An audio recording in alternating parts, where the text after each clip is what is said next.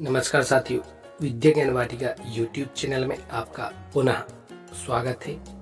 साथियों, कक्षा 10वीं की पाठ्य पुस्तक संस्कृत दूरवा के 12 पाठ अर्थात 12वें पाठ को हम इस वीडियो के माध्यम से अध्ययन करने का प्रयत्न करेंगे। साथियों, गत वीडियो में हमने वर्षा वर्णनम नामक पाठ की श्लोकों के गायन करने का प्रयत्न किया था। अब हम इस वीडियो में देखेंगे अन्वय सहित व्याख्या। देखते हैं वर्षा वर्णनम अर्थात वर्षा का वर्णन। संस्कृत साहित्ये प्रसिद्धानि काव्यानि महाकाव्यानि च सन्ति। संस्कृत साहित्य में प्रसिद्धानि अर्थात प्रसिद्ध काव्य और महाकाव्य हैं। काव्येषु आदि काव्यम रामायणम विश्व प्रसिद्धम वर्तते। काव्येषु अर्थात काव्यों में आदि काव्य अर्थात सबसे प्रथम काव्य या जिसको हम आदि काव्य भी कहते हैं, आदि काव्य रामायण विश्व प्रसिद्ध है। रामायणस्य रचयिता वाल्मीकि आदि कवि विद्यते। रामायणस्य अर्थात रामायण के रचयिता लेखक वाल्मीकि आदि कवि विद्यते, आदि कवि हैं। अस्मिन् काव्ये सप्तसु काण्डेषु भगवतो रामचन्द्रस्याखिलं चरित्रं वर्णितम् अस्ति। अस्मिन् काव्ये इस काव्य में सप्तसु काण्डेषु 7 कांडों में भगवतो भगवान रामचन्द्रस्य रामचंद्र के अखिलम अर्थात संपूर्ण चरित्रम जीवन चरित्र या संपूर्ण चरित्र का वर्णन अस्ति अर्थात है। पाठोयम किष्किंधा कांडात 28 सर्गात उद्धृतः। अयम पाठ यह पाठ किष्किंधा कांड से 28 अर्थात 28वें सर्ग से या यूं कहें यह पाठ किष्किंधा कांड के 28वें सर्ग से सर्गात अर्थात सर्ग से उद्धृता लिया गया है या उद्धृत किया गया है। पाठेस्मिन् अस्मिन् पाठे अर्थात इस पाठ में संदर्भोचितम संदर्भ के अनुसार प्रकृति वर्णनम प्रकृति का वर्णन, ऋतुर्वर्णनम ऋतुओं का वर्णन, तत्रापि वर्षर्तोः वर्षा ऋतु का मनोरमम वर्णनम अस्ति सुंदर या मन को अच्छा लगने वाला वर्णन है। पुनः देखते हैं संपूर्ण पंक्ति का अर्थ। यह पाठ रामायण के किष्किंधा कांड के 28वें सर्ग से लिया गया है। इस पाठ में संदर्भ के अनुसार प्रकृति वर्णन, ऋतुर्वर्णन और उसमें भी वर्षा ऋतु का सुंदर वर्णन किया गया है। देखते हैं पहला पद्य। रजः प्रशांतं सहिमोद्य वायुर्निदाघदोष प्रसराः प्रशांताः स्थिता हि यात्रा वसुधाधिपानां प्रवासिनो यान्ति नरः स्वदेशान्। देखते हैं अन्वय। अद्य पृथिव्याः रजः प्रशांतं वायुः सहिमः प्रसराः निदाघदोषाः प्रशांताः वसुधाधिपानां यात्रा स्थिता हि प्रवासिनः नराः स्वदेशान् यान्ति। देखते हैं शब्दार्थ। अद्य अर्थात आज, पृथिव्याः पृथ्वी के, रजः धूलकण, प्रशांतम शांत हो गए हैं। आज पृथ्वी के धूल के कण शांत हो गए हैं। वायु सहिमा वायु सहिमा अर्थात शीतलता से युक्त हो गई है या वायु शीतल हो गई है।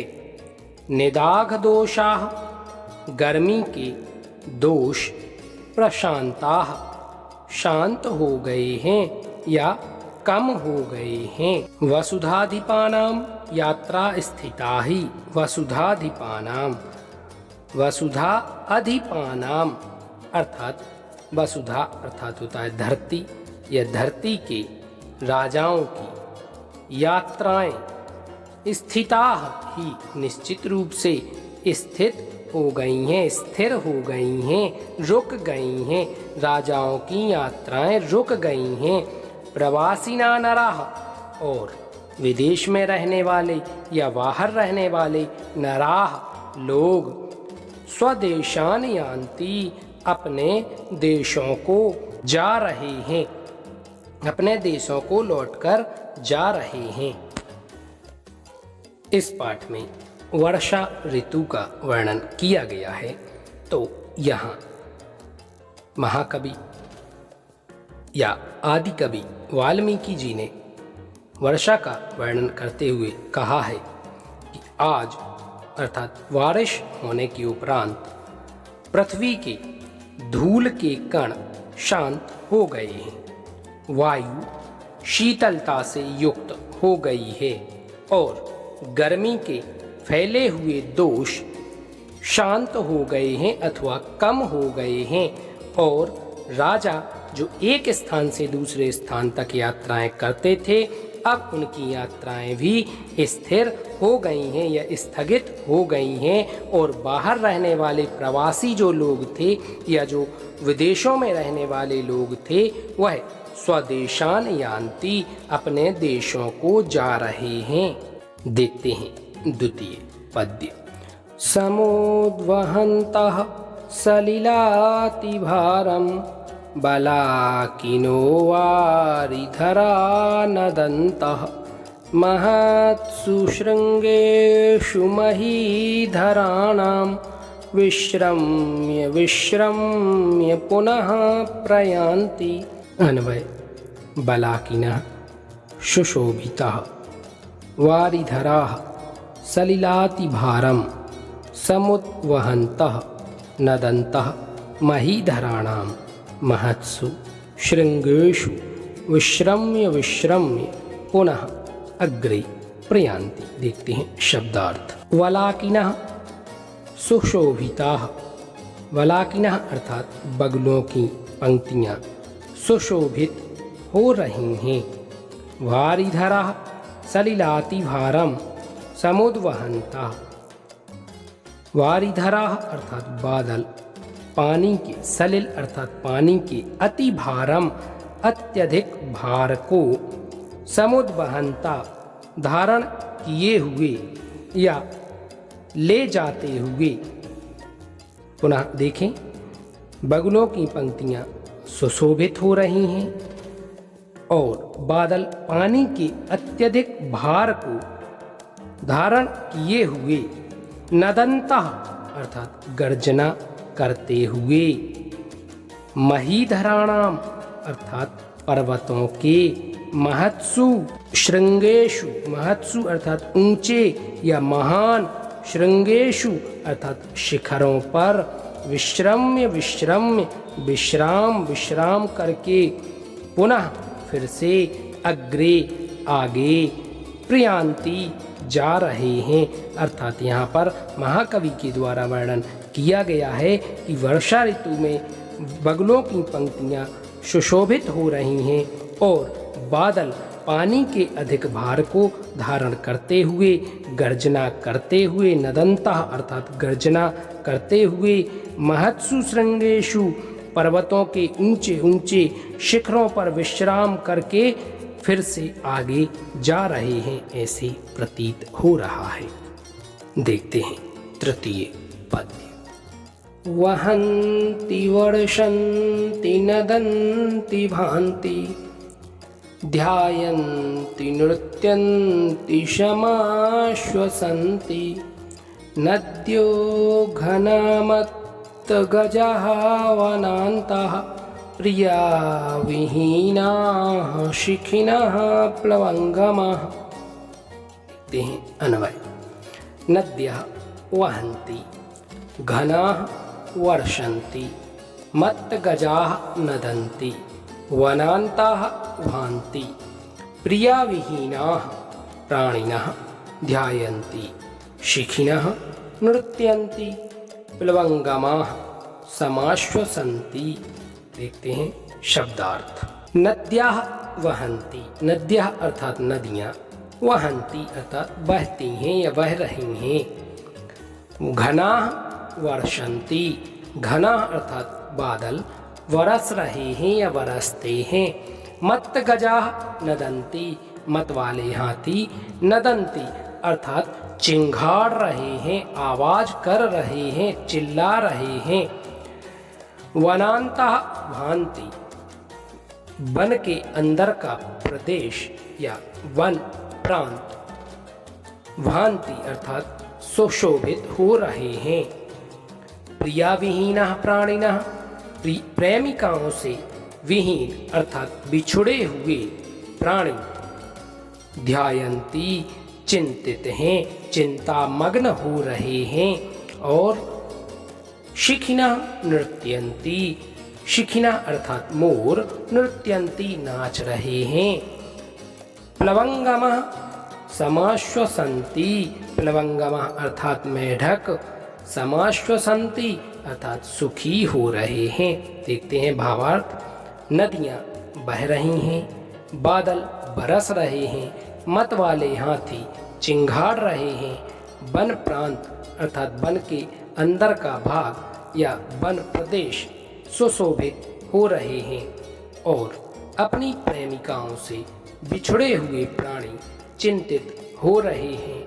मोर नाच रहे हैं, मेढक सुखी हो रहे हैं। देखते हैं चतुर्थ श्लोक।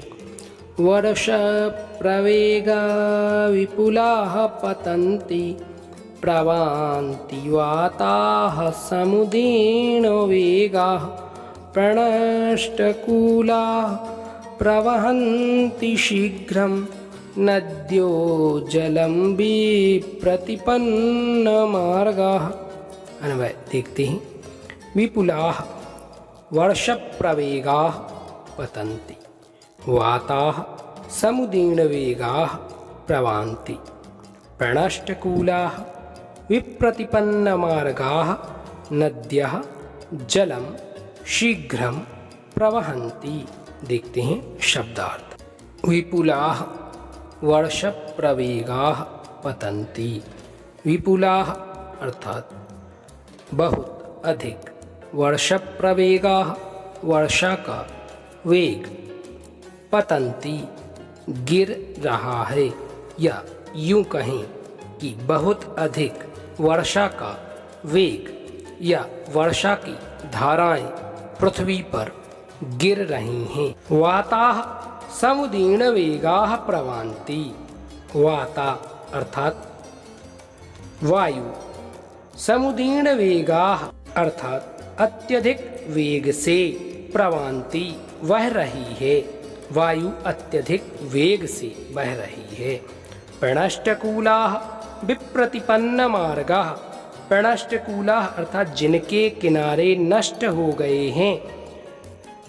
जल के वेग से जिन्होंने कगारों को काट दिया है या किनारों को काट दिया है, वो कहलाते हैं प्रणष्टकूलाः। विप्रतिपन्न मार्गाः, मार्गों को जिन्होंने रोक दिया है। ऐसे नद्यः जलम, नदियों का जल, शीघ्रम तेजी से, प्रवहन्ति बह रहा है। देखते हैं भाव। बहुत अधिक वर्षा का वेग गिर रहा है, वायु अत्यधिक वेग से गिर रही है, जिनके किनारे नष्ट हो गए हैं तथा जिन्होंने मार्गों को विप्रतिपन्न कर दिया है अर्थात रोक दिया है, जिन्होंने रास्तों को रोक दिया है, ऐसी नदियों का पानी तेजी से बह रहा है। यह इसका भाव है। देखते हैं पांचवा पद्य। षट्पादतंत्री मधुराभिधानम प्लवंगमोदीरितकंठतालम आविष्कृतं मेघमृदंगनादैर् वनेषु संगीतमिव प्रवृत्तम। अन्वय देखते हैं। वनेषु षट्पादतंत्रे मधुराभिधानम प्लवंगमोदीरित कंठतालम मृदंगनादहि आविष्कृतम संगीतमिव प्रवृत्तम। देखते हैं शब्दों के साथ अर्थ। वनेषु अर्थात वन में, षटपाद अर्थात भौरे, तंत्री अर्थात वीणा का, मधुराभिधानम मधुर गायन या गान कर रहे हैं। वनेषु वनों में, षटपाद अर्थात भौरे, तंत्री मधुराभिधानम वीणा का मधुर गान कर रहे हैं। प्लवंगम उदीरित कंठ तालम, प्लवंगम अर्थात मेढक, उदीरित अर्थात तीव्र, कंठ अर्थात गले से या आवाज से, तालम ताल दे रहे हैं। मृदंगनादहि मेघा या मेघ मृदंगनादहि, मेघ अर्थात बादल, मृदंग की तरह आवाज, नादहि अर्थात आवाज के द्वारा, आविष्कृतम आविष्कार कर रहे हैं या निर्मित कर रहे हैं, संगीत में संगीत की तरह या संगीत सा कर रहे हैं। इस प्रकार यहाँ पर कवि ने कल्पना की है कि वनों में भौरे वीणा का मधुर गान कर रहे हैं, मेढक कंठ से ताल दे रहे हैं, तीव्र कंठ से ताल दे रहे हैं, बादल अपनी गर्जना के माध्यम से मृदंग की आवाज निकालकर संगीत की रचना सी कर रहे हैं। मत्ता गजेंद्रा मुदिता गवेंद्रा वनेषु विक्रांततरा मृगेन्द्राः रम्या नगेन्द्रा निर्भृता नरेन्द्राः प्रक्रीडितो वारिधरहि सुरेन्द्राः। देखते हैं अन्वय। गजेन्द्राः मत्ताः, गवेन्द्राः मुदिताः, मृगेन्द्राः वनेषु विक्रांततराः नगेन्द्राः रम्याः दृश्यन्ते, नरेन्द्राः निर्भृताः सुरेन्द्राः वारिधरहि प्रक्रीडिताः। गजेन्द्राः अर्थात हाथी, मत्ताः मस्त हो गए हैं या हाथी मस्त हो रहे हैं। गवेन्द्राः मुदिताः, गवेन्द्राः अर्थात वैल, मुदिताः प्रसन्न हो रहे हैं या गवेन्द्राः से आशय जो पुस्तक में दिया हुआ है, पशुगण भी दिया है, तो पशुगण प्रसन्न हो रहे हैं। मृगेन्द्राः वनेषु, मृगेन्द्राः अर्थात शेर या सिंह, वनेषु वनों में, विक्रांततराः अत्यंत पराक्रमशाली हो गए हैं। नगेन्द्राः रम्याः, नगेन्द्राः अर्थात बड़े बड़े पर्वत, रम्याः सुंदर दिखाई दे रहे हैं, दृश्यन्ते दिखाई दे रहे हैं। रम्याः अर्थात सुंदर, दृश्यन्ते दिखाई दे रहे हैं। नरेन्द्राः निर्भृताः राजागण, नरेन्द्राः अर्थात राजा, निर्भृताः निर्भीक हो गए हैं या मौन हो गए हैं। राजा युद्ध आदि उत्साह को छोड़कर मौन हो गए हैं। सुरेन्द्राः वारिधरहि प्रक्रीडिताः, सुरेन्द्राः अर्थात इंद्र, वारिधरहि मेघों से या बादलों से, प्रक्रीडिताः खेल रहे हैं। देखते हैं यहाँ कवि ने कल्पना की है कि हाथी मस्त हो गए हैं, वैल अथवा पशुगण प्रसन्न हो रहे हैं, शेर वनों में अत्यंत पराक्रमशाली हो गए हैं, बड़े बड़े पर्वत सुंदर दिख रहे हैं, राजा या महाराजा युद्ध आदि उत्साह को छोड़कर मौन हो गए हैं और ऐसे प्रतीत हो रहा है इंद्र मेघों से खेल रहे हैं। देखते हैं अंतिम पद्य। घनोपगूढ़ं गगनं न तारा नाभास्करो दर्शनमभ्युपैति नवैर्जलौघैर्धरणी वितृप्ता तमो विलिप्ता न दिशः प्रकाशः। अन्वय देखते हैं। गगनम घनोपगूढ़ं ताराः भास्कराः च दर्शनं न अभ्युपैति धरणी नवैः जलौघैः वितृप्ता दिशः तमो विलिप्ताः न प्रकाशाः। देखते हैं। गगनम अर्थात आकाश, घन उपगूढ़म, घन अर्थात घने अंधकार से, उपगूढ़म ढक गया है या आच्छादित हो गया है। आकाश घने अंधकार से ढक गया है। ताराः भास्कराः न तारे और न सूर्य, तारे और सूर्य दर्शनम न अभ्युपेति दिखाई नहीं दे रहे हैं या तारे और सूरज के दर्शन प्राप्त नहीं हो रहे हैं। धरणी नवहि जलौघैः वितृप्तः, धरणी अर्थात धरती या पृथ्वी, नवहि नए, जलौघैः जल के बहने से, वितृप्तः तृप्त हो गई है। धरती नए जल के द्वारा तृप्त हो गई है। दिशा तमो विलिप्ताः, दिशाएं तम अर्थात अंधकार से विलिप्त लिप्त हो गई हैं। ना प्रकाशः प्रकाश नहीं है। देखते हैं भाव। आकाश घने अंधकार से आच्छादित हो गया है या ढक गया है। तारे और सूर्य दिखाई नहीं दे रहे हैं। पृथ्वी नए जल के बहने से या नए जल के आने से तृप्त हो गई है।